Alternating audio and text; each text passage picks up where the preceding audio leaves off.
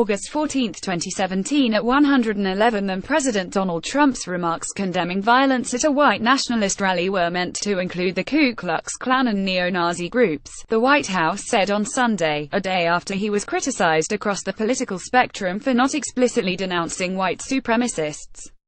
U.S. authorities opened an investigation into the deadly violence in Virginia, which put renewed pressure on the Trump administration to take an unequivocal stand against right-wing extremists who occupy a segment of the Republican president's political base.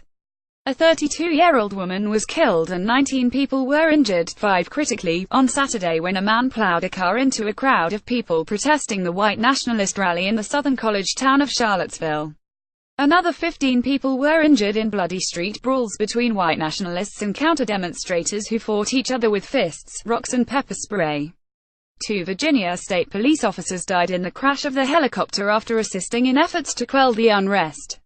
Former U.S. Army enlistee James Alex Fields, Jr., 20, a white Ohio man described by a former high school teacher as having been infatuated with Nazi ideology as a teenager, was due to appear in court on murder and other charges stemming from the deadly car crash.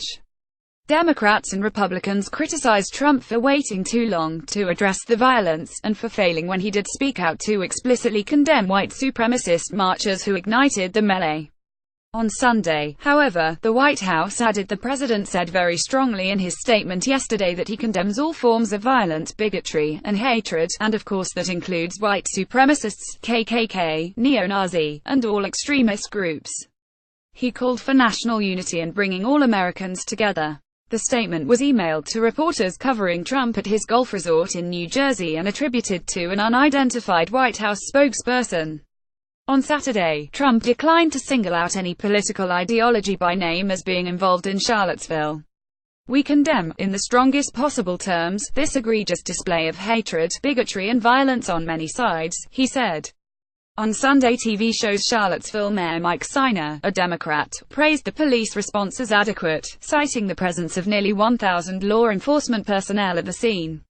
Steiner blamed Trump for the violence, starting with the billionaire businessman's 2016 run for the White House.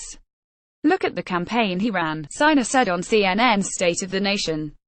"There are 2 words that need to be said over and over again: domestic terrorism and white supremacy. That is exactly what we saw on display this weekend."